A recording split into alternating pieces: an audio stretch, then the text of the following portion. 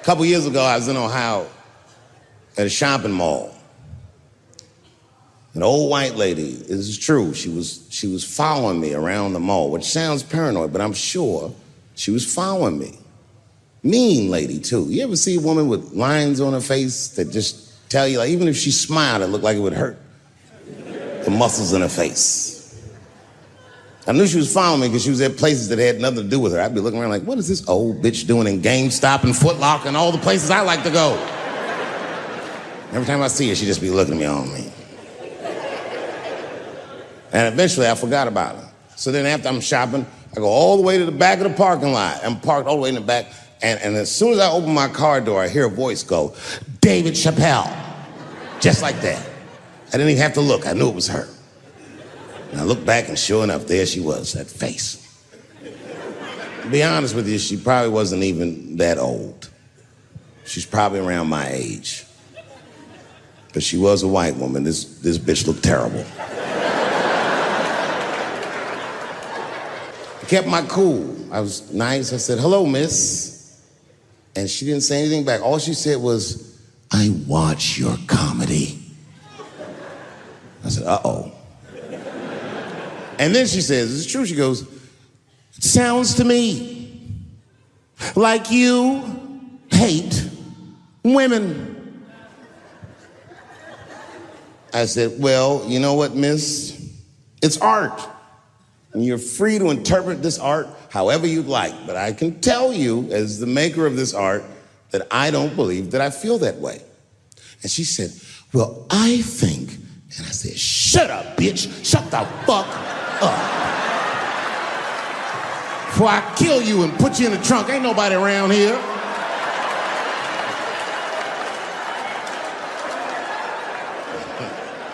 I'm just kidding, I didn't say that. I felt that way, but that's not what I said. I was more clever than that. You know what I said? And this is exactly what I said. I said, miss, before you finish that statement, let me ask you a question. Where'd you see me? Did you buy a ticket to a concert I did? I doubt that. Or maybe you watched one of my specials on Netflix. Or did I follow you to your car and do my act? She said, what? I said, keep it in the comment section, bitch, this is real life. Ta-ta.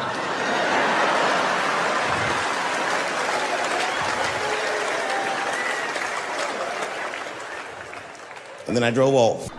You can see it. You ever have this happen? This is how confusing it is. This is the practical application of what I'm talking about. Like a guy be out, it's happening to a lot of guys. You be out at a club, bar, right? You're kicking with your boys, and a girl walks by, and man, she looks good. She looks good. Not good in that classical way. I mean, you know, I'm talking good like she got half her ass hanging out her skirt. Her titties are all mashed together, popping out the top of her turtleneck and shit.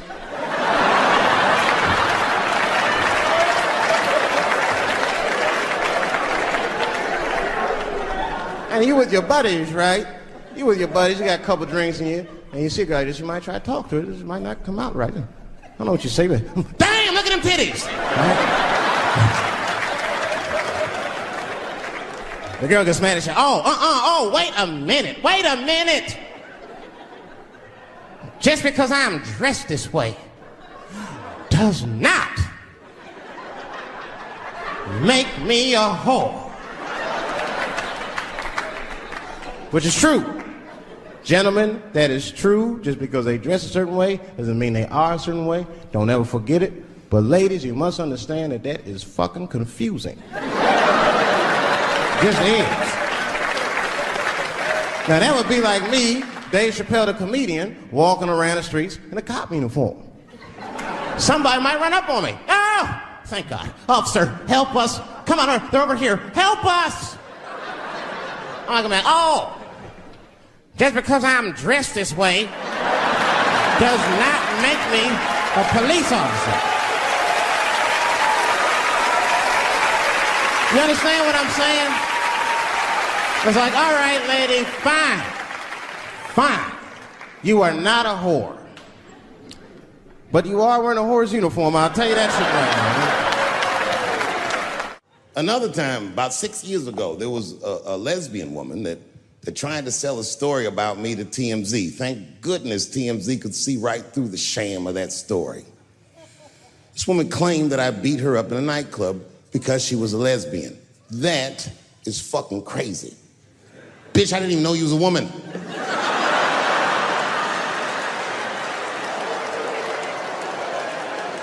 Thank God TMZ didn't believe that. Because I did beat the shit out of her, I'm not gonna lie. It was her fault, I had no choice. I came in the club minding my own business, and a woman came up to me, she goes, "Oh my God, Dave Chappelle." And I was just being reciprocally nice. "Hey, miss, how are you?" Blah, blah, blah. Benign talk, nothing to it. And all of a sudden, this lesbian fellow stepped between us. "Hey, nigga, that's my girl." I said, yo, my man, back up like that. She said, "I ain't backing up off shit, nigga, that's my girl." I said, "Bro, you're gonna have to give me 3 feet like this." She said, "Stop calling me a man, motherfucker. I'm a woman." I said, "What?"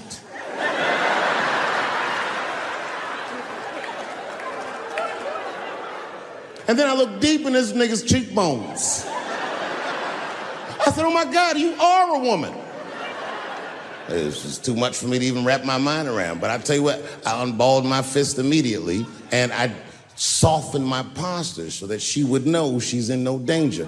I even changed the tone of my voice. I said softly, sweetly, like a pimp might say. "Bitch, I'm about to slap the shit out of you."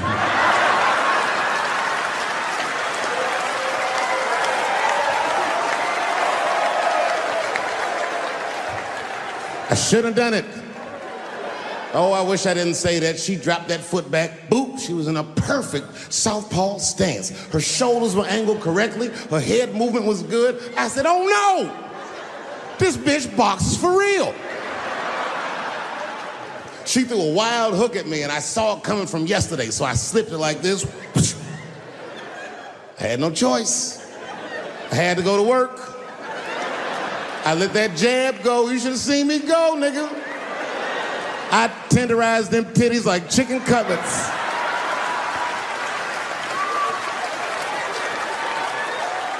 I whooped the toxic masculinity out of that bitch.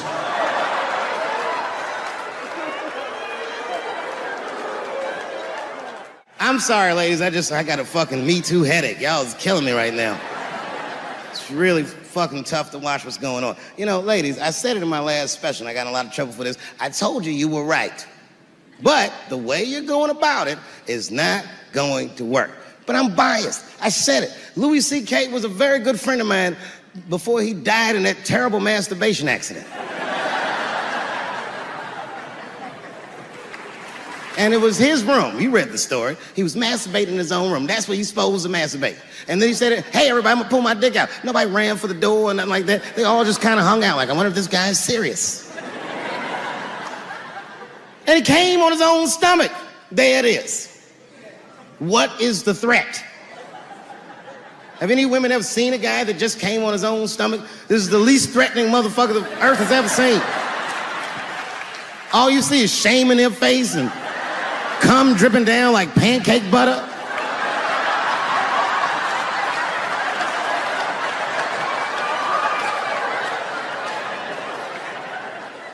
He didn't do anything that you can call the police for. I dare to try. Call the police on him. "Hello, police? Yes, I am on the other line with comedian Louis C.K., and I think that he is masturbating while I'm on the phone."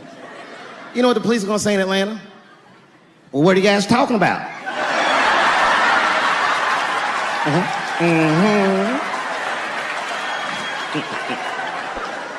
Caitlyn Jenner, whom I've met, wonderful person.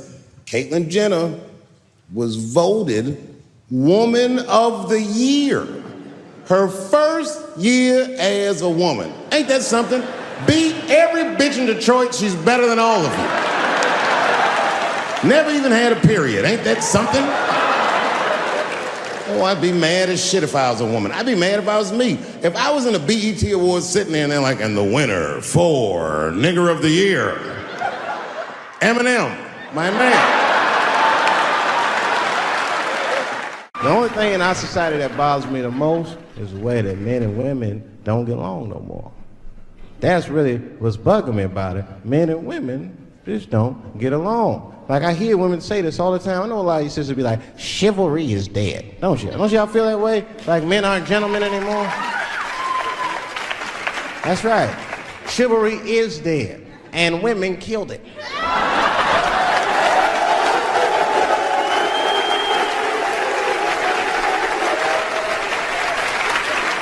There's a fundamental difference in the way we're going to see things. We're not going to see eye to eye on this issue. We're just not. Our tests in life are different. A woman's test in life is material. A man's test in life is a woman. Now, by test, I mean that those are the things that we desire. Men have nice cars. Not because they like nice cars, because they know women like nice cars. That's how it goes. Because men are hunters, and the car is the bait. And a woman comes and says, ooh, nice Porsche. Gotcha, bitch. That's how it is. That's true. Come on now, you go to a woman's house, her house be comfortable as shit. Women love comfortable surroundings, so men get comfortable surroundings. Let me tell you something. If a man could fuck a woman in a cardboard box, he wouldn't buy a house. But that's still not where chivalry got killed. Chivalry got killed by the feminist movement on the magazines that got women going crazy, because women got too much advice about men from other women. And they don't know what the fuck they're talking about.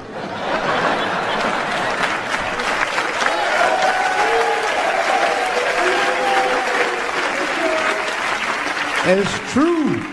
I see this shit in the magazines. I don't read them, but I be seeing the cover. I be in the grocery store, fellas, you look at one of them magazines, like, what is this? And they say on the cover, 100 Ways to Please Your Man by some lady. Get out of here, man. Come on. Ain't no 100 ways. That list is 4 things long. Just suck his dick, play with his balls, and then fix him a sandwich and don't talk so much. And everything's gonna happen.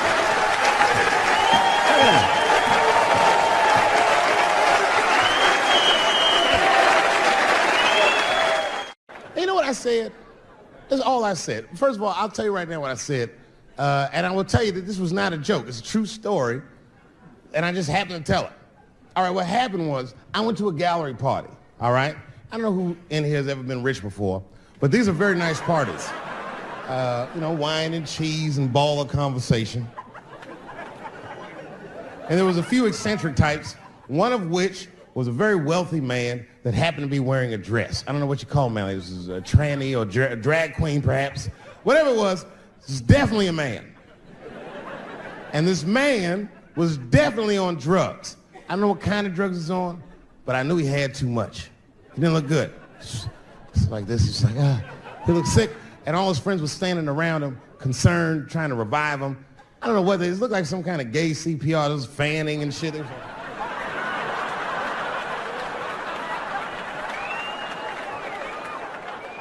I saw all this from a distance. Now, I should have minded my own business, but I got curious. I was like, oh. And I went over there. All I said, excuse me, gentlemen, is he okay? And then they looked at me like I was evil. Oh.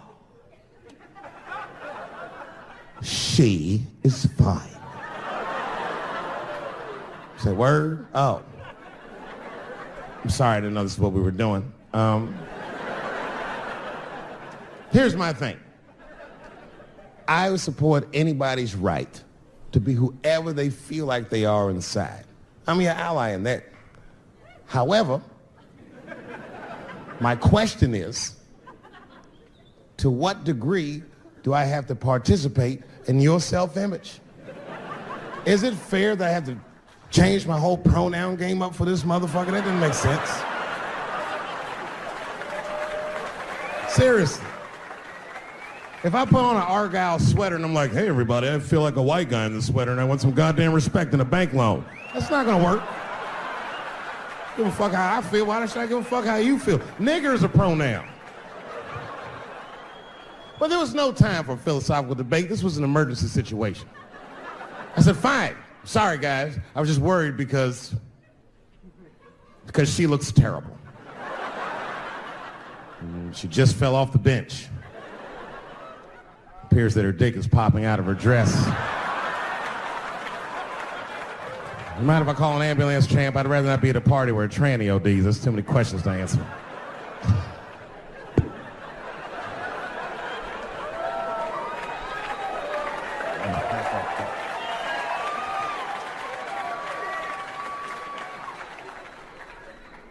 Okay, I've been through this before. I had a friend from high school. Now, in high school, this guy was a thug, right? He was a fucking dope boy. He did it all. He's a wild dude. People used to be very scared of him. And then after high school, word on the street was he'd come out the closet. I personally didn't believe it. I bring him up because last year, he calls me out of the blue like, yo, what's up, man? I got your number from so-and-so, and I heard you're going to be in New York doing a show. Could I get some tickets? I was like, fuck yeah, get some tickets, man. How you been? He said, well, we'll catch up at the show, man, but yo, I appreciate it. I'll see you soon. I said, all right, man, take care. And I was about to hang up, and I couldn't resist. I was just like, hey, nigga, I heard you was gay. What's going on with that?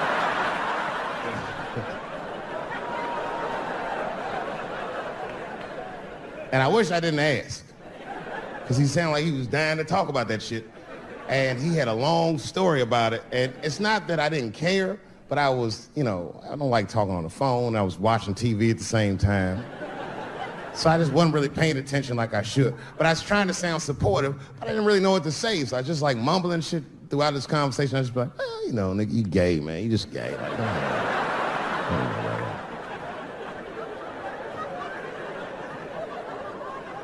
This went on for a while, and then finally I had to say something like definitive to get him off the phone. And I was like, hey, man, you know what? Don't let people get you down, all right? And the next time someone tries to make you feel bad about yourself, just remember, everybody fucks funny to somebody.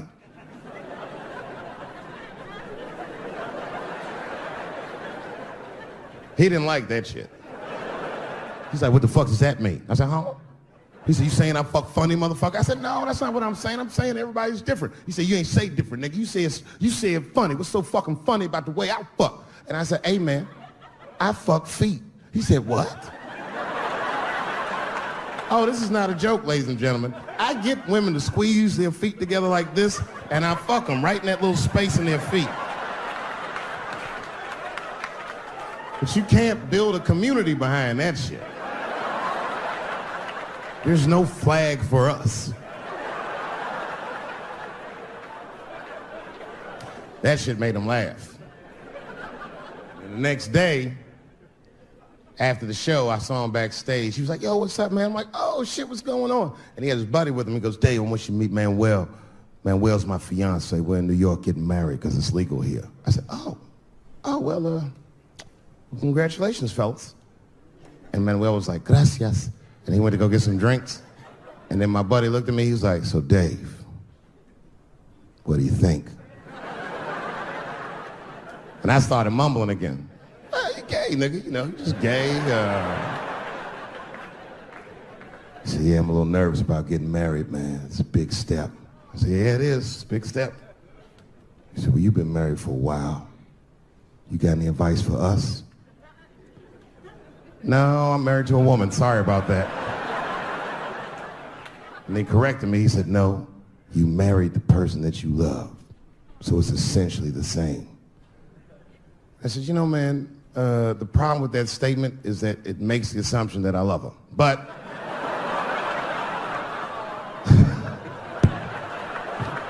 you guys lighten the fuck up. Of course I love my wife. She laughs at this shit. As a matter of fact, she eats and spends this shit. You know what I told him? I told him, I said, you know what you should do, man? First of all, you shouldn't do it. I'm talking about being legally married. It's not that you're gay as much as just legal marriage is a fucking diabolical leverage game in the United States. I'm just being honest. Devoid of religious significance or the idea of love, marriage is nothing but an awful contract that you shouldn't sign. I'm just being real. Because you start out loving each other, and then like 2 years later, you're just building a case against one another. for a hypothetical court date that may or may not ever happen. You throw being gay on top of that, that shit is explosive. Like it's that Ray Rice shit. Okay, right after Ray Rice went through all that shit, I was at a party and I met this kid, Michael Samms. You know Michael Samms? Very nice guy. He's the first openly gay NFL player. And Mike's a very nice guy, very brave guy. But when I met him, I couldn't help but thinking, now what's gonna happen when Michael Samms beats his wife up in the elevator? Is that domestic violence or is that just two niggas working shit out in the elevator? You know what I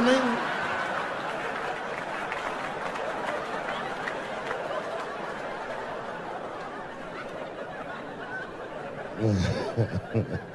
Anyway, I give all married men the same advice, gay or straight. Get a dog. His dog will love you all the time, but she's not going to. It's real talk. I didn't even know about dogs, and my kids got the dog. They brought him home from the shelter, and I didn't even want him. They're like, "Can we keep him?" I said, "Nope." I said, "Where'd you even get this dog?" They're like, "We got him from the shelter." I was like, "Ugh." Probably something wrong with him. Can't keep him. And then my kids started crying and screaming like the dog had gambling debts. "Please, Dad, if you don't let us keep him, they're gonna kill him." I was like, "Oh. All right, you can keep him." And this dog was a menace. I hated his guts. Then one night I'd smoked a bunch of weed and I was eating a sandwich and Baba came over. Baba's the dog. He came over and was staring at me. This will make you very uncomfortable if you're just looking at you usually.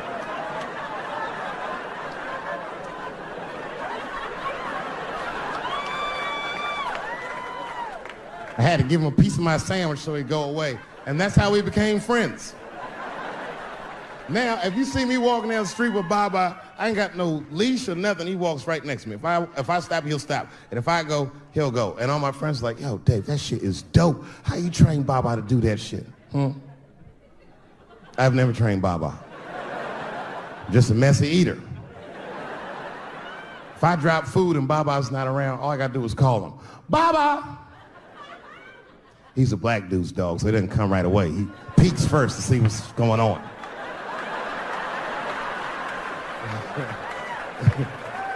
I gotta tap my foot so he can see the food. "Over here, little buddy." And he's like, "Thanks, Dave." He'll come get it and run off. Well, I have some very bad news for the people in the front rows. I heard that some of you paid as much as $800 for your tickets. Sadly, I did this same show a couple weeks ago in Atlanta for $60 a head. Can you imagine? Nigga, you could have flown to Atlanta, got a hotel, had some dinner, and came back and you still have a little money left over, niggas. Paid way too much just to see me in this gay-ass neighborhood. All right, let me roll up my sleeves and tell these pussy jokes. Will told me to say there hasn't been this many pussy references in this room since Cats was here. Boy, I gotta tell you, man, I've been doing this set all week, and boy, I've been telling these jokes, and sometimes niggas look like they're in actual pain over the jokes. None of it's that bad to me, but I understand why it could hurt some people's feelings. So tonight,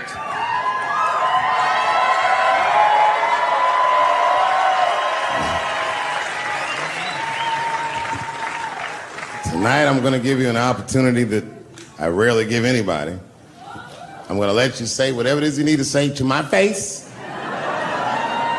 or ask me whatever it is you wanna know. But there are no dumb questions allowed. If you ask a stupid question, you'll be asked to leave. Nah, I'm just kidding, go ahead. Everyone relax, come on. Oh yes, sir, in the front.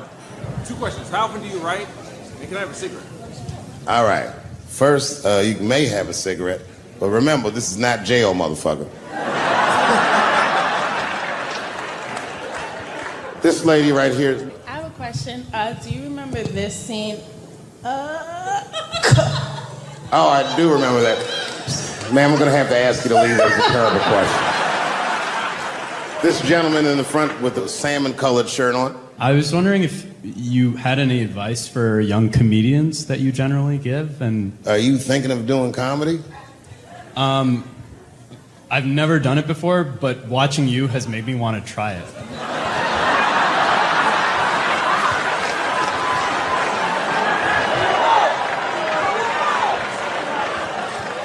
I don't know if that's an insult or not. It's a compliment. It's. I mean, niggas don't say I've never done brain surgery, but it looked a lot easier than I thought. I'm teasing. All right, here'd be my advice. Okay, I don't know how comedians start nowadays, right? But what I would suggest is just start. And once you start, you can't really stop, no matter what happens, no matter how bad it gets, no matter what people say. You know what I mean? Because comedy is weird like that. You know why I hate watching other comedians do comedy? Not because I hate other comedians, but because I love comedy so much. It's like watching somebody else fuck your girl. And I say, fuck her better than that. Yes, you on the aisle up there, the lady with the long, yes, you standing up, I see you. My favorite book of all time, The Narrative of the Life of Frederick Douglass.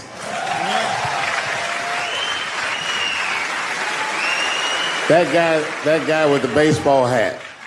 Marry, fuck, kill, Michelle, Rihanna, Oprah. Wait, who's Michelle? Oh, Obama. Well, sir, you're putting me in quite the pickle. I can't say I'll fuck Michelle Obama. That's insane. Well, I guess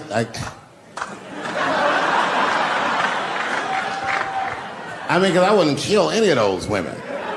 But I'd fuck all three of them.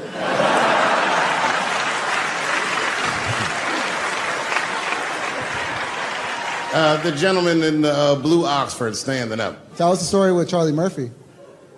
Tell a story about Charlie Murphy? Or your favorite. Boy, there's so many good Charlie Murphys. You know, the thing with Charlie Murphy is he used to just make us laugh all the time. And I used to ask him about all the old Hollywood shit I was curious about. Like when they used to accuse Michael Jackson, I remember asking once, I go, Charlie, do you think Michael Jackson actually did those things? And he said, let me ask you a question, Dave. He said, say it is illegal to fuck women. How long are you staying out of jail? So God bless Charlie Murphy, wherever you are. Charlie, I love you. Who do you think is going to win the 2020 election? All right, I'm going to put a pin in this, but I'll tell you right now, fella, I don't know, but I think Trump has a better shot than a lot of people would like to think. I'm just saying, it all depends on how the left talks. The way we're talking is not going to win the fucking ball game. Donald Trump's over there on the right, grabbing handfuls of pussy. Joe Biden can't even smell hair over here. Fuck this side. All right, man, go ahead. Thank you so much for this show. And how old are you? 25. 25? Yeah. Boy, don't let R. Kelly see you. He's gonna pee on you by accident. Oh, my bad. I thought she was 15. Yuck. I'm totally joking. I'm sorry. My question is there anything you've learned from another comedian that you feel like will stay with you for life? I tell you what, miss, that's a good question. Yes, is the short answer. A longer version of it is this. I was raised by comedians. I started doing stand-up when I was 14. The other day, I went to a comedian's funeral, and I realized as we was putting this motherfucker in the ground that these people are at least as influential to me as my family. I rock with these niggas till the wheel falls off. We fight and we fuss and we are jealous of each other and we get mad at each other, but my life wouldn't have been what it was without each and every one of them, and I consider them my family. That's what it is. Still hadn't figured out exactly how to say what I wanted to say, but I was doing pretty good. And I was doing some Me Too jokes, and a woman stood up from the audience and she was crying. Clearly, it was a white woman. She says to me, you can't say that. It's 200 seat room. It's a very small room. I'm like, what the fuck are you, like, miss, are you okay? What you doing? She said, you can't say that. I said, yes, I can. It's my show. I'll say whatever the fuck I want. The crowd's like, ooh, like this. And then she gets up from the table and she starts making a big like show, just pushing through the aisles and all this stuff. And there's like a curtain right before the front door. And she gets to the curtain and she's crying. It's fucking crazy. She says, I'm sorry I was raped. It's a fucking comedy club. It's like loud farting getting out of an elevator. Nothing funny can happen in here. Now I'm trapped in a room with this woman's fucking stink.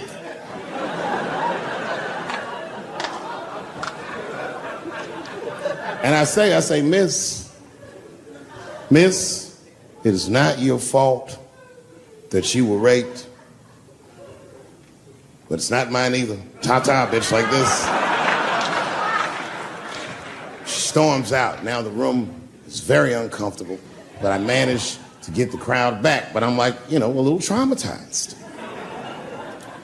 Same show, there's a trans woman sitting in the audience. This is a true story. This was like a few weeks ago. I did 6 shows that weekend. This trans woman came to 4 of them.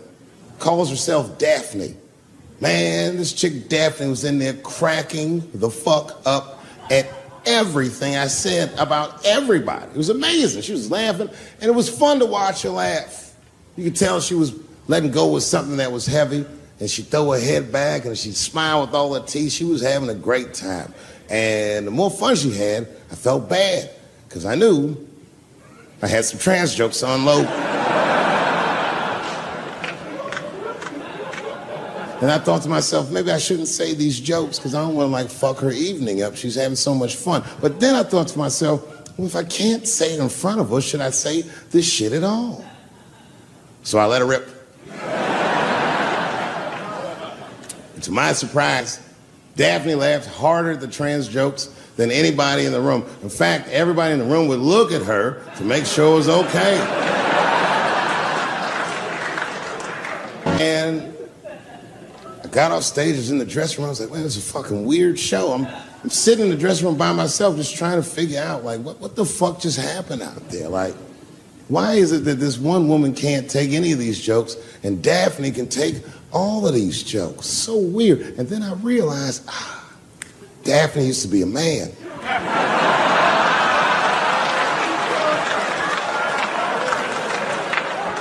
So now I go out of the dressing room and like you can see like all the staff was there like cleaning the club up, the audience had gone, and sitting at the bar by herself was Daphne. And she's like, hey, Dave, come join me for a drink. And I don't want her to think that I'm transphobic or nothing, so I'm like, fuck, I guess I could have at least a drink. And we get some tequila and we're sitting there. And she was fucking cool. Turns out that Daphne, she wants to be a comedian. She was asking me for advice, and I told her advice and all this shit. And then she says to me, she says, boy, you sure do get a bad rap for your trans jokes. I said, Daphne, thank you, but you don't have to say that. I hope I didn't offend you. She goes, no. She said, in fact, I read about you in the New York Times. I said, you did? She said, yeah. She said, I thought it was interesting that they blamed you for R. Kelly. They said you normalized him for telling jokes about him. I go, yeah, they said that. She goes, I wonder why they never said that you normalized transgenders by telling jokes about us. And I'd never thought about that. It never occurred to me. And we started making out. And then, like, I reached up just to see what it felt like. I was like, what? And it felt like pussy, didn't it? I was just like, go ahead, ask me a question. What the fuck you gonna do if Trump get reelected? What am I gonna do if Trump get reelected? Probably get a significant tax break.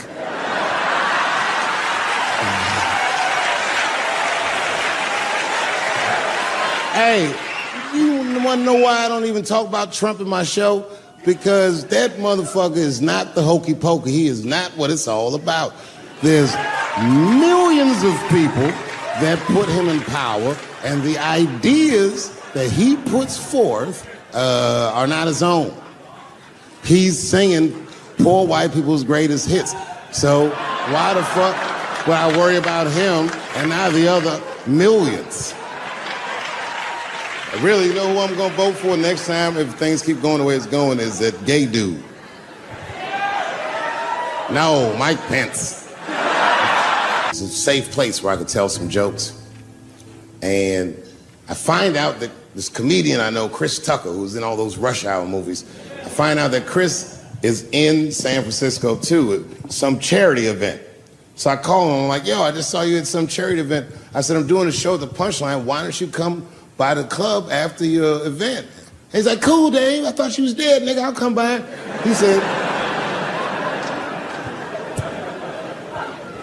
He says, is it okay if I bring some friends? Because, you know, I'm with a lot of people. I go, man, you Chris Tucker. You can bring whoever the fuck you want. And then I show up to the club late that night. I walk into the dressing room, and sitting in the dressing room is Gavin Newsom, who at the time was the mayor of San Francisco, but now he's the governor of California. And sitting next to him was Kamala Harris, who at the time was the DA of San Francisco. Now she's the senator from California that's front-running on the Democratic ticket. And sitting next to her was Al Gore. It's fucking weird. And sitting next to Al Gore was the guys from Google, Sergey, and I don't know how to say these. All right. And it was Chris Tucker and Ben Jealous, who at the time was the president of the NAACP, who was all just at this big charity dinner, and Paul Mooney was drinking scotch. And we all was just in there. And, you know, at first I was a little uncomfortable when we started talking, and we all got along really well.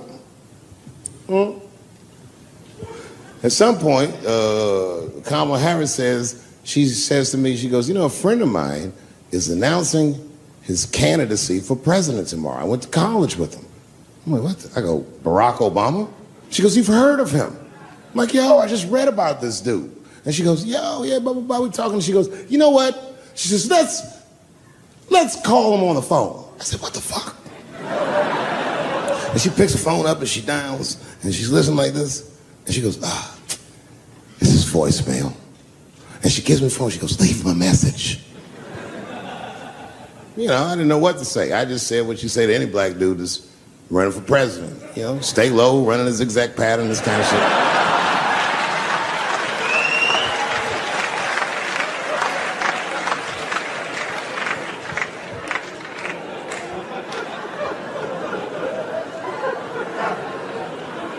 And then the last thing I say is, you know what? I said, Sarah, I really do believe you can do this. Like, man, I'm wishing you luck.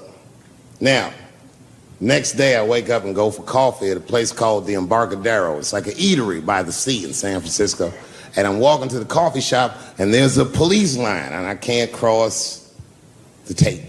But then I figure, fuck it, I'm Dave Chappelle, so I go into the thing like this. And the police yoke me. These motherfuckers like tackle me immediately. And I see over the police's shoulder Gavin Newsom. I couldn't remember his name, but I remember the night before I had kept teasing him and saying he looked like Christian Bale, the guy from the Batman movies. So I see him and I can't remember the name, so I'm just like, Batman, help!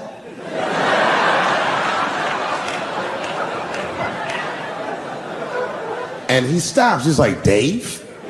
And then the police see that the mayor knows me, so they all like, oh, sorry about that. And he's like, hey, back up, everybody. And he just picks me up. He's like, I'm really sorry about that. I'm like, I'm fine, don't worry about it.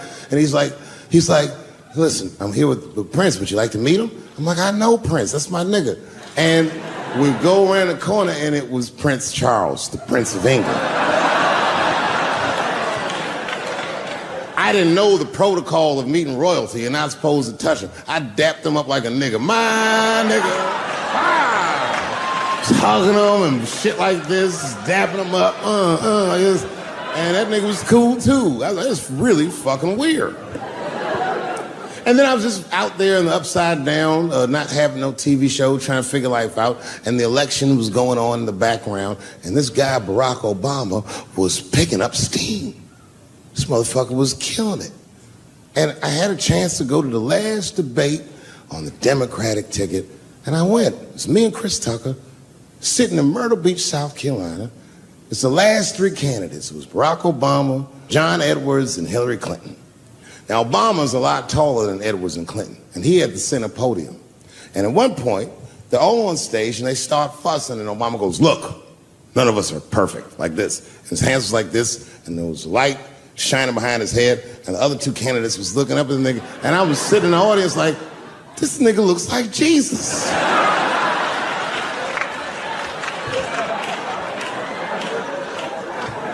And I realized in that moment that I was looking at the next president of the United States. I was certain of it. I couldn't explain it, but I knew what I was seeing. And I got really excited. And I'm not that kind of guy. I said, I gotta meet this motherfucker. So I stayed. They were all on stage doing interviews, and I just waited. I was waiting and waiting, and then John Edwards was done with his interviews first, because everybody knew he wasn't gonna win. And I see John Edwards, and I said, hey, Senator Edwards, I just want to say hi. And that motherfucker looked at me like, I'm like, fuck you, nigga, you gonna lose anyway. And then he left, and then Hillary Clinton just walked by me in one of them Steve Harvey suits.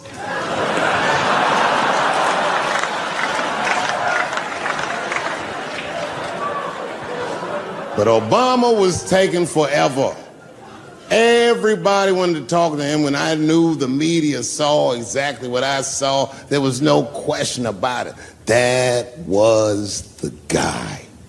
I waited and I waited, and finally, must have been over an hour and a half, he finishes his last interview. He's like, well, thank you very much. Good talking to you. And he turns around, and we make eye contact. He sees me, and when he sees me, he looks over, he goes, Dave Chappelle.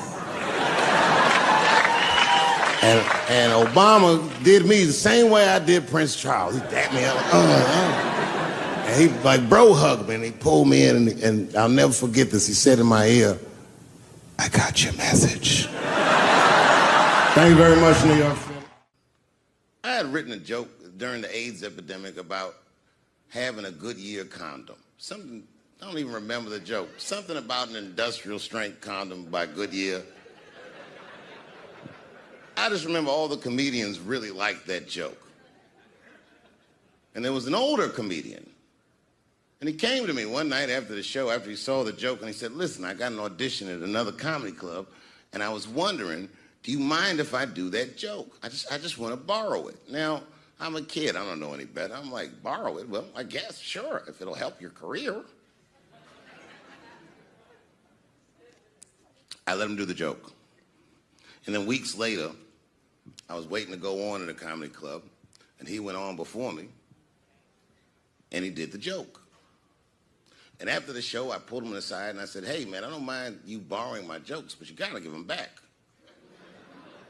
He said, oh, I forgot to ask you. He goes, let me buy that joke from you for $50.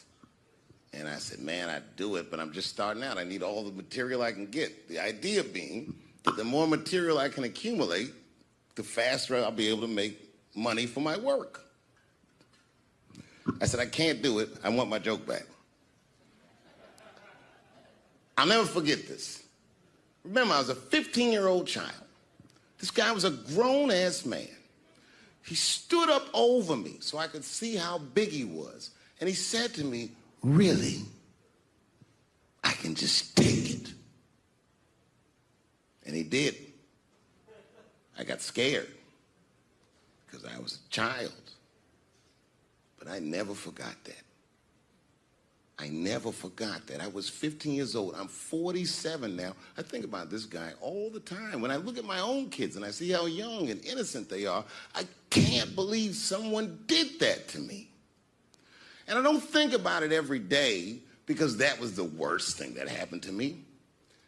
I think about it every day because that was the first time that someone ever did that to me. But in my career, it has happened many, many times since, where someone would intimidate me or scare me and take something that I believe was mine. I'll tell you another story. Now I'm 18 years old. I'm living in New York City, And I just finished my first road tour, which was a very difficult tour. I'll spare you the details. Now I'm back in New York, but my rent is paid, thank God. And I have $60 to my name. And a woman that I had met in Pittsburgh, a bad Dominican bitch,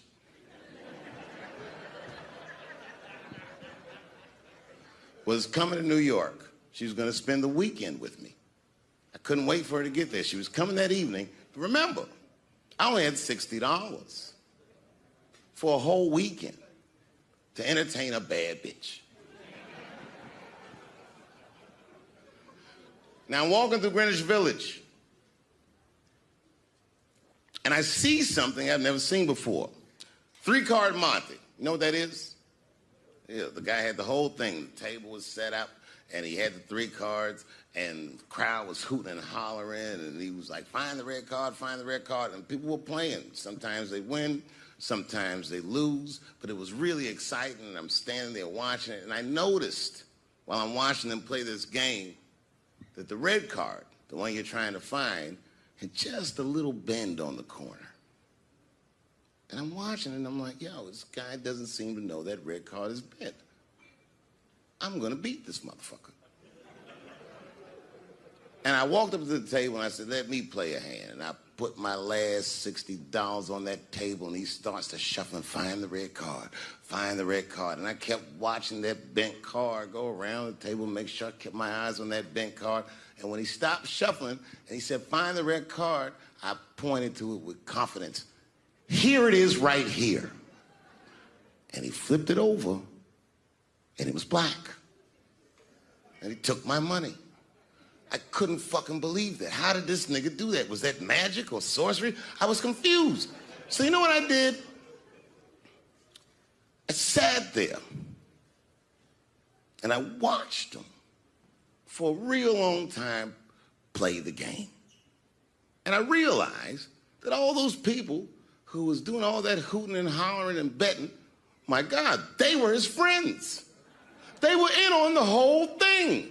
I felt so wronged. I felt so stupid.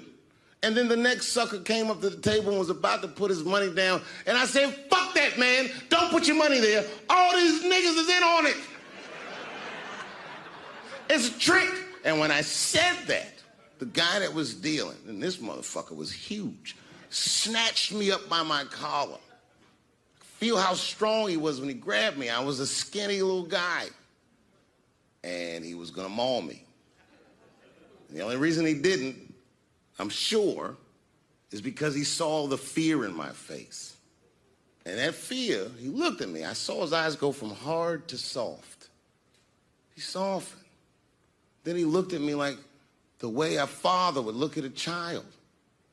And he said to me, young man, don't ever come between a man and his meal. I never forgot that either. Most niggas would have to run the streets for years to learn a lesson that profound. It took me 2 seconds. Never get between somebody and their paper. Taking a man's livelihood away from him is akin to killing him. Do you know why Prince, the famous rock star that was a friend of mine, do you know why he called himself the artist when he came back? He calls himself the artist because that's what they call us in our contracts. Oh, these contracts are crazy. You should hear the terminology they say in these contracts. To use your name and likeness in perpetuity throughout the universe. Who the fuck could possibly know what that means? Nobody does.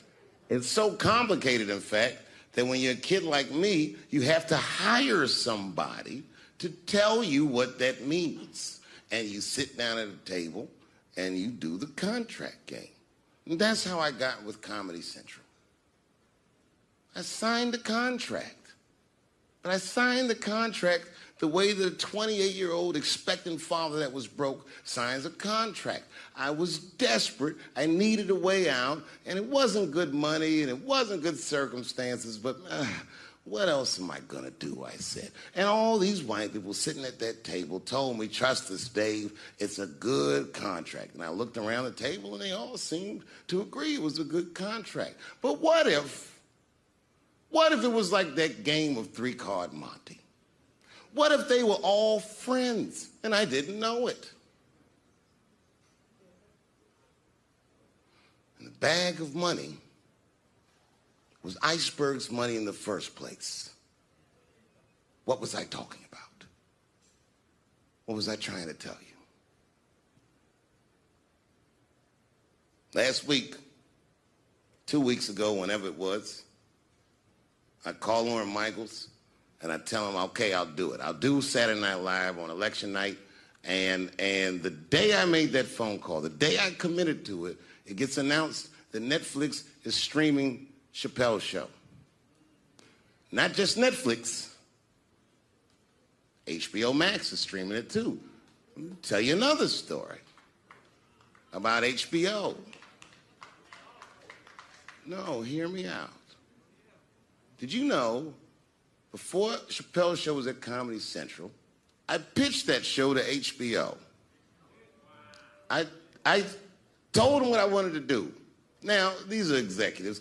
All they have to do is say, yeah, we'll take it, or no, thank you, we won't. But they didn't say either of those things. They went too far. They said, literally, what do we need you for? That's what they told me, as they kicked me out of the office. What do we need you for? And here we are, all these years later, and they're streaming the very show that I was pitching to them. So I'm asking them. And I was on a plane. I was coming from overseas, and I don't know how this guy got a machine gun on the plane, but he stood up, man. He said, "Everybody, get on the fucking ground! Nobody look at my face!" I started freaking out because he was Chinese. I was like, why is he talking like that?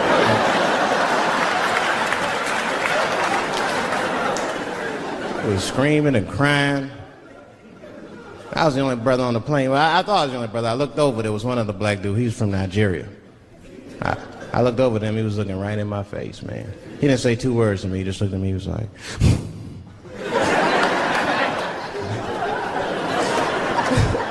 He didn't need to talk. I knew just what he was talking about. I looked right back at him. I was like...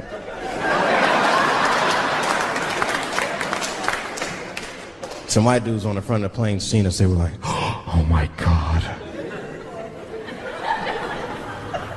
I think those black guys are gonna try to save us.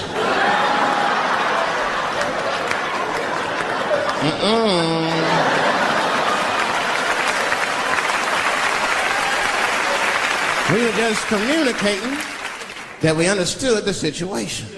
We were both seeing the same thing. What we understood was simple. Terrorists don't take black hostages. That's the truth. I have yet to see one of us on the news reading a hostage letter and shit. They is treating us good. We all chilling and shit. I'd like to give a shout out to Ray Ray and Big Steve and Central Newport.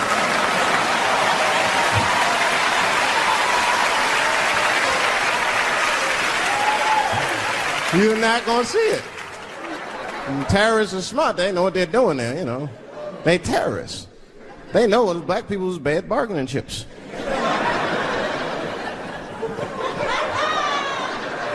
They called the White House. Hello? We have got 5 black... Hello?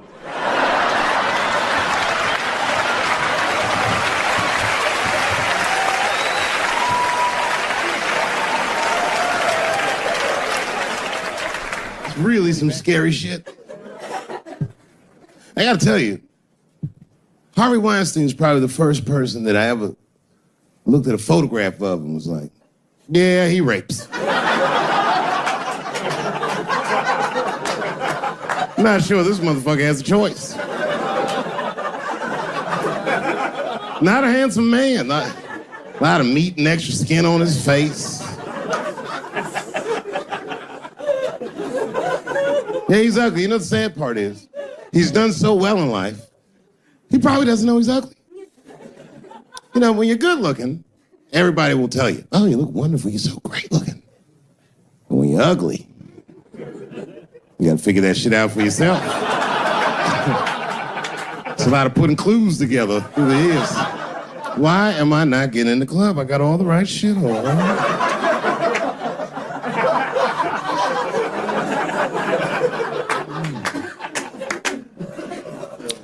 Because if it was Brad Pitt doing that shit, you wouldn't have heard a peep. The girl just come back down like, I got the part.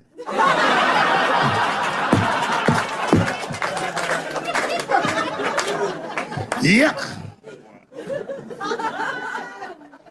Yet, it is important that I acknowledge, ladies, you are absolutely right. There you go. They gotta all be mindful of that, guys, because this could happen to any of us. It could happen to me. I can see that. I can see myself showing up. Hi, I'm here for my 3 a.m. with Mr. Weinstein.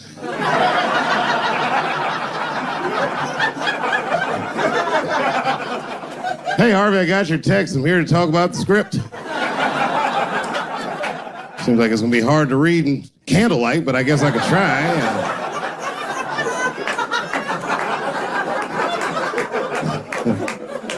Sound like a fucking nightmare. Could you imagine that shit? Could you imagine if you was in a business meeting and a motherfucker pulled their dick out?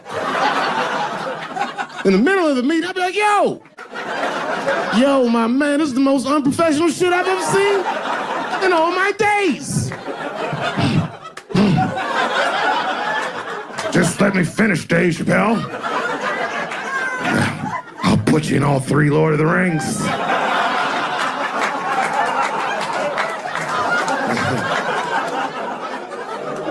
Hurry up, nigga. I have other meetings now. I have a 4:30 a.m. at Brett Ratner's house. And, I believe it's wardrobe fitting.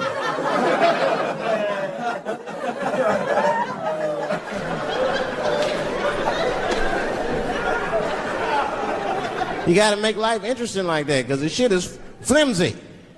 Life is flimsy. You think you're gonna live forever, you ain't not gonna live forever. It's dangerous out here. We know what's going on. I travel now, you know. I used to think D.C. had the roughest ghettos in the country. Nah, nigga, I have seen some shit now. Oh, there's some rough areas outside of D.C. Yeah, everybody should go to the ghetto. I was taken to the ghetto one time. That's the worst. When you get taken and you're not expecting to go. You know, usually you want to know when you go in the ghetto, like, I'm going to see some wild shit. I got to prepare myself. I'm going to see something crazy. When you're taken, it's different. I had a limousine driver. It was after a show. It was late at night. It was like 3 in the morning. I had a limousine driver. He was a nice guy talking to me and shit. Oh, hey, where you from, dog? D.C.? Word? That's a rough city, man. And his cell phone started ringing. Hold on 1 second. Hello? Oh, what's up, nigga? What? What the fuck? Slow down. What? What the fuck? No! No! No! Fuck that, nigga. Fuck it. I'm on my way.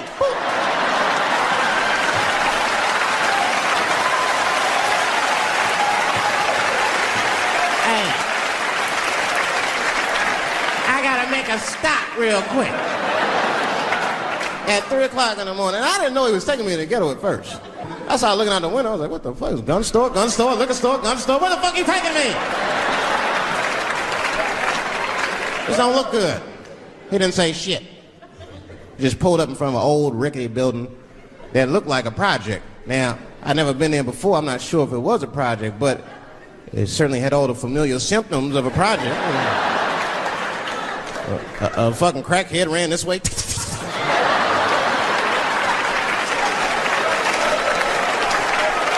And then another one jumped out of a tree and shit. And I said, I'll be right back. and left me. Took the keys with him and just left me. At 3 o'clock in the morning, in front of a project, in a fucking limousine. This was not good. I was like, man, I gotta look around and see if I can see some landmarks and figure out where I'm at. Might have to escape on foot. Now, this is when I knew I was in a bad neighborhood. You only see this in the worst neighborhoods. Remember, it's 3 o'clock in the morning. It's 3 o'clock in the morning. I look out the window. It was a fucking baby standing on a corner. Look at this. And the baby didn't even look scared. He was just standing there.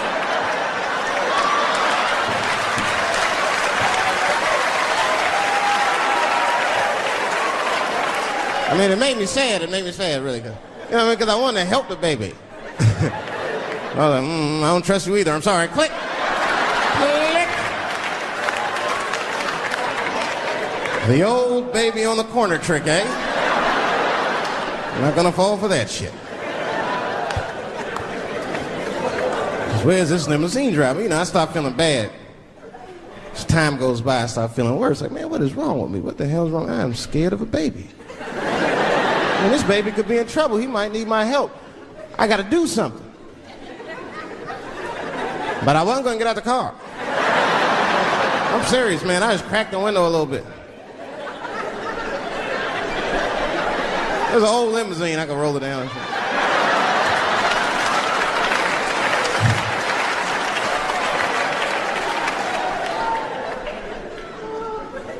Hey, baby. Baby, go home, man. It's 3 o'clock in the morning. What the fuck are you doing up? The baby said, I'm selling weed, nigga. I said, oh, shit.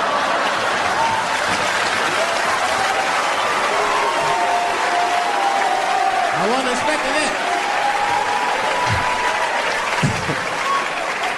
I'm serious. I had to buy 2 bags from the car. Let me get 2 coins. Got back in the car and rolled me a joint, man. So, that shit was scary, man. Every once in a while, like a crackhead would come up to the car and look in the window. It was like Jurassic Park and shit. He'd be looking all in the car. Hey, get out of here, cracky. That baby was still standing there, man. Then I started feeling bad again. Yeah, weed make you feel guilty sometimes. You know. Man, what is wrong with me, man? I have just bought weed from an infant. I can't condone this kind of behavior. What am I thinking? I can't let the fear ruin my morals. Gotta do something.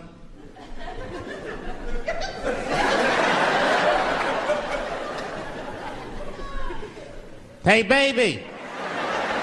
Stop selling weed, all right? You got your whole life ahead of you. He said, fuck you, nigga. I got kids to feed. I was like, God damn.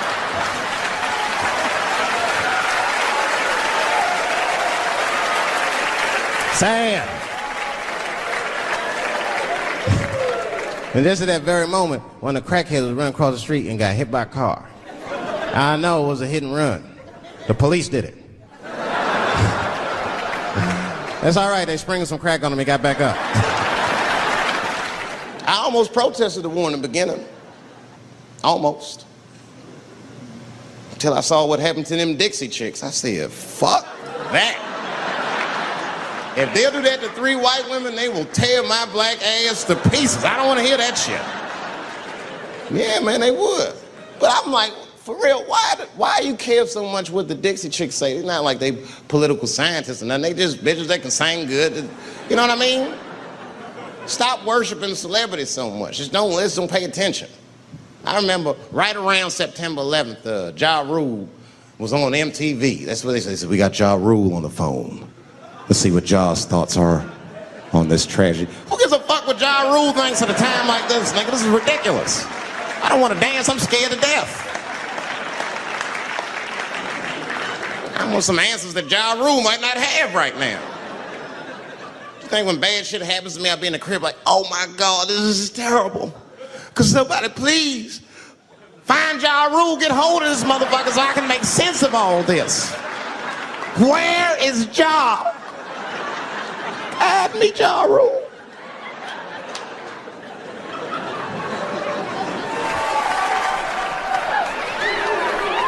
Yeah, I be seeing that kind of shit, man. It's what it is. They use the TV to program us from a young age. You ever watch like a cartoon that you used to watch when you were little as an adult? That shit is wild shit. It's some wild shit. I mean, like I was with my nephew. We sitting there, we watching Pepe Le Pew, and I say to my nephew, I say, now pay attention to this guy because he's funny. I used to watch him when I was little. And then we watched Pepe Le Pew, and I'm old now. I'm looking like, good God, what kind of fucking rapist is this guy? Like, take it easy, Pepe. My nephew was sitting there cracking up. Hee. See, sometimes you gotta take the pussy like Pepe. Like, no.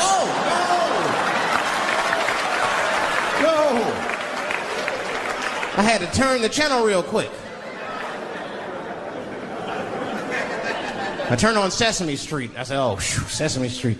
This is much better because now he'll learn how to count and spell. But now I'm watching it as an adult and I realize Sesame Street teaches kids other things. It teaches kids how to judge people and label people. That's right. They got a character on there named Oscar.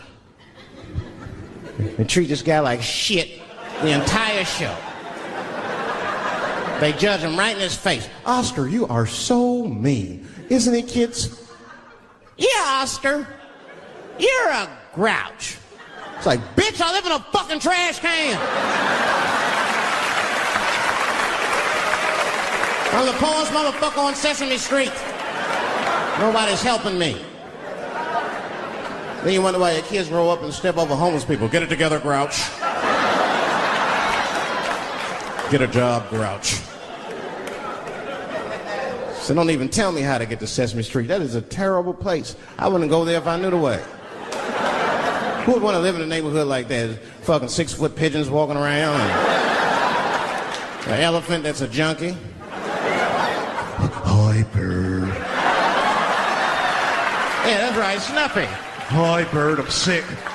I need some smack, bird. Then Cookie Monster with his eyes popping out his head, screaming, cookie, cookie, cookie, like, ugh. What kind of cookies are you talking about? Chocolate chips don't do that to people.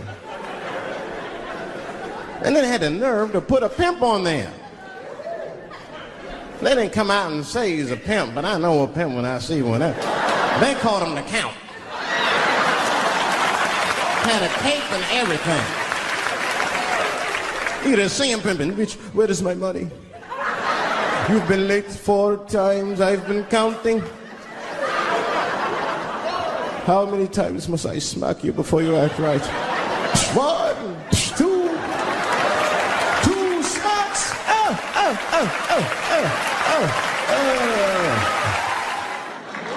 That's what I'm waiting for, because the timing of this Michael Jackson shit is what makes me doubt it.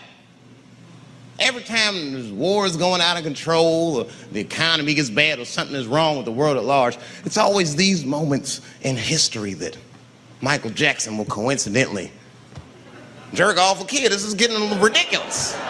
Like, are you planning this shit? Do you have meetings? Michael, thank you for coming. As you know, Michael, the war has not been going as well as we expected. There's been a lot of hiccups, and the public is asking us a lot of questions, of course, and, well, Michael, there's no nice way to say this, and all I know how to do is be direct, so let me just be direct. We're gonna need you to jerk off another child, Mike. I'm sorry. I am sorry. But it would really help out. Or maybe he did it. Who knows? Who knows? That's the thing. That's what I wanted to say. Who knows? Who the fuck knows? Mike, God, and this little boy know. That's about it. That's about it. The only reason that I can even talk about this shit is because everybody is speculating. They all think he did it. And I don't think he did it. I'm alone in this. I don't think he did it. I'm not gonna say I don't think he did it. That's too strong.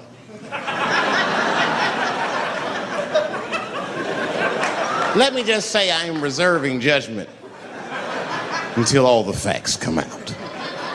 But so far from what I heard, I mean, the kid said he was dying of cancer. He was in Make-A-Wish Foundation. He claims he had 2 weeks to live, and it was his dying wish to meet Michael Jackson.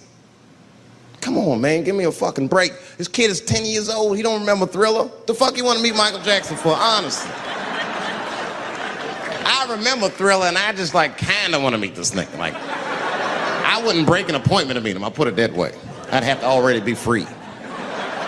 That's ridiculous. It's like if I'm down in 2 weeks and go, oh, mama, get me in a room with Chubby Chuckle. I wouldn't want to meet that motherfucker. My last 2 weeks. Why not Usher or somebody like this?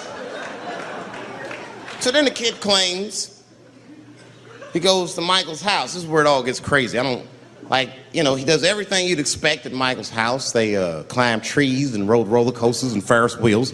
The chef made cookies, pies, and cakes. They was petting the monkey and the giraffe, sang songs, kid shit. And in the middle of all this childlike activity, for some reason, Mike pulled out some wine and some pills and sucked his kid's dick.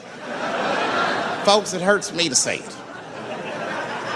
And the kid had the nerve to call that abuse. Motherfucker, that is a good host. God damn, what else do you want? What else do you want? I'm lucky to get a glass of grape drink at my friend's house. Let alone a roller coaster ride and my dick sucked. Mike must be confused, like I brought you in my house, I fed you, I sucked your dick, and this is how you repay me, motherfuckers? This was your wish, not mine. Thought you were dying in 2 weeks. What happened to that motherfucker? I've been in court for a year and a half. You get stronger every time I see you.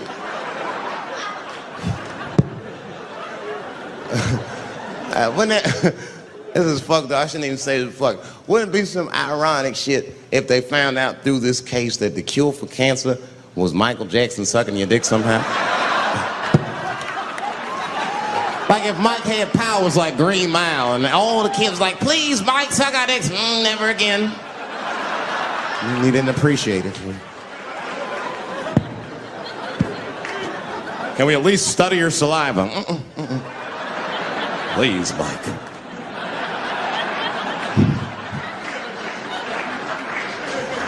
Oh, my God.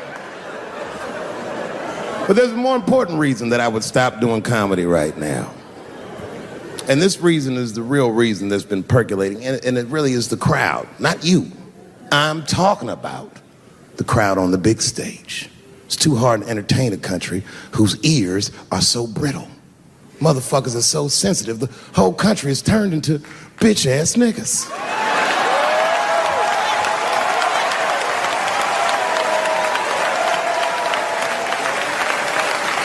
Everything you say upsets somebody. But motherfuckers are just taking it too far. I don't know why or how everybody got this goddamn sensitive. You know who hates me the most? The transgender community. Yeah, these motherfuckers. I mean, I didn't realize how bad it was. These motherfuckers are really mad about that last Netflix special.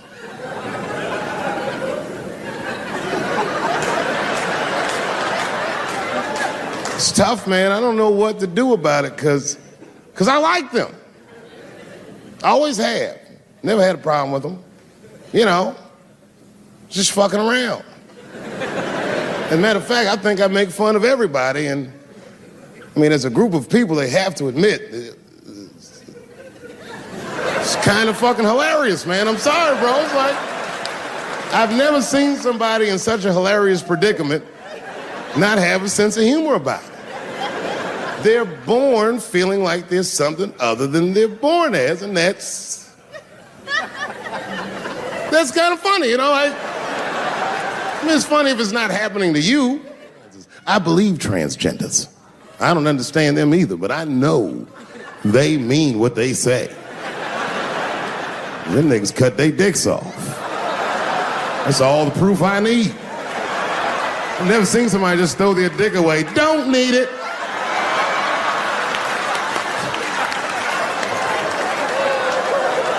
I don't understand, but I believe you and I support your decision, motherfucker. I was doing a show. I was in Portland, Oregon. And I was checked in a hotel under the name Charles Edward Cheese.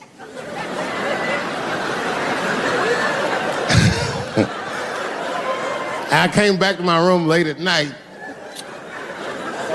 and there was a note. It was like a letter on my desk. It was addressed to Mr. Cheese. So obviously, I'm going to assume that whoever wrote this letter must be an intimate friend of mine. This is not some kind of name that a person would just guess. But then I open the letter, and it turns out I don't know this person at all. It's a fan letter. You know, I'm not even used to the idea that I have fans, but I'm grateful for it. And I don't read those letters. It'd be nice if I did, but realistically, it's like, what am I, Santa Claus, nigga? I don't have time for this. Like, got shit I want to do. I'm trying to chill. Read all these dreams and wishes from strangers. But I read it. I'd already opened it. So I just read the whole letter. And you know what, man? Whoever wrote this letter truly loves me. I mean, they were really fucking nice in the letter. And then they described to me what it was like to come to the show, how excited they were, how much fun they were having. And then they said that when I got to my jokes about transgenders, that they were, quote, devastated. Because it turns out that whoever wrote the letter was transgender. Now, I'm going to be real for a second. As a policy, you got to understand, I never feel bad about anything I say up here.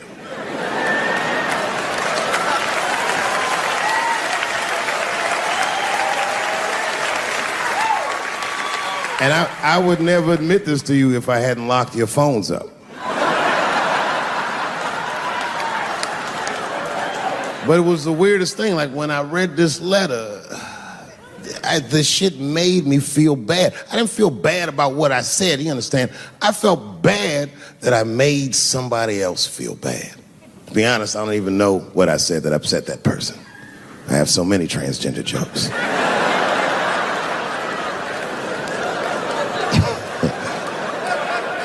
But I feel like it was probably this joke I'm about to tell you right now. And it's not even that bad of a joke. It's a true joke. I mean, it's not true, but I had read in the paper that Caitlyn Jenner was contemplating posing nude in an upcoming issue of Sports Illustrated. And I know it's not politically correct to say these things, so I just figured, fuck it, I'll say it for everybody else.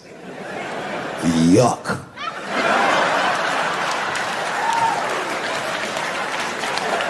You know, sometimes I just want to read some stats.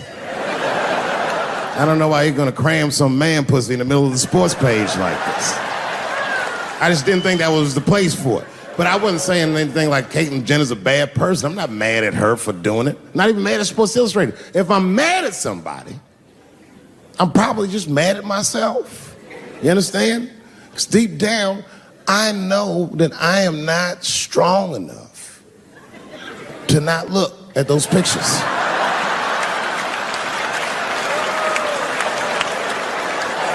And I don't think I'm ready to see what she's trying to show me. So Caitlyn, goddamn it, if you go through with this thing, bitch, you better go hard or go home. I want you to go all the way. Hustler style. Do you know what hustler style means, miss? That means spread the lips.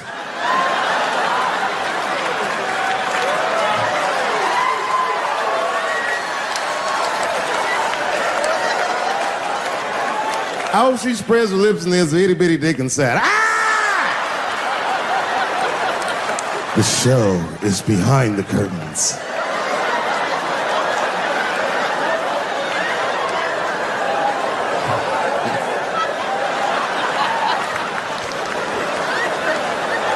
I don't know what I said that upset that person. You know, I can remember when it all started. It was when I was doing Chappelle show. When I was doing Chappelle show,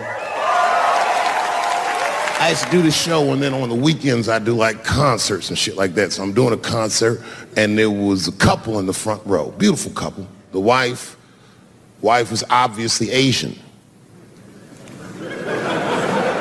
You could see it in her face.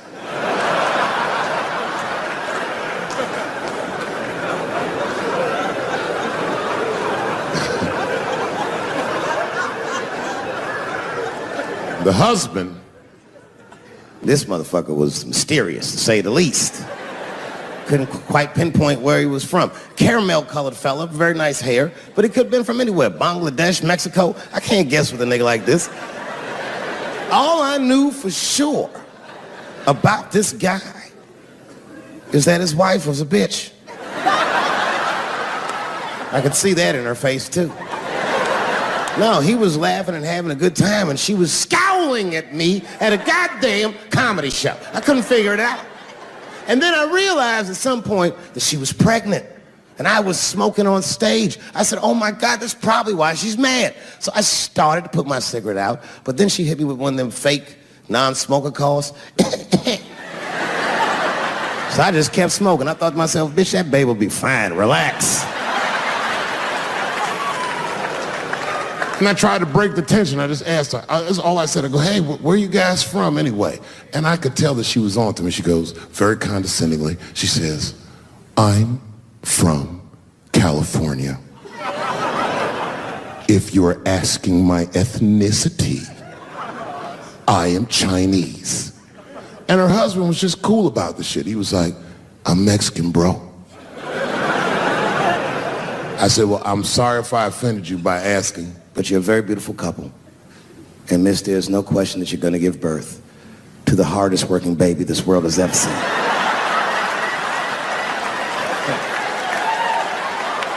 That's not a bad joke. She got very upset. She got up to leave immediately, but she didn't just leave. She had to take one last dig at me on the way out. I will never buy one of your fucking DVDs again, Dave Chappelle. I said, ma'am, with all due respect, Chinese people don't buy DVDs.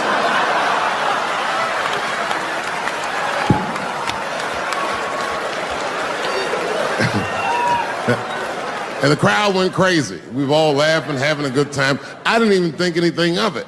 And then just 3 days later, this lady sends a fucking letter to my promoter telling him not to book me for shows anymore because I was, quote, racist, and I'm quoting her, insensitive to the nature of my interracial marriage. I was like, word, bitch, I was. If she had just done a little bit of research, she would know that I myself am in an interracial marriage. That's right. In fact, my wife is Asian too. Surprise, bitch, I'll see you on Thanksgiving.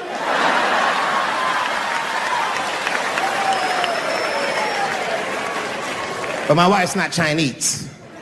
She's Filipino. That's right, that's right. And our kids are Puerto Rican somehow, so there you go.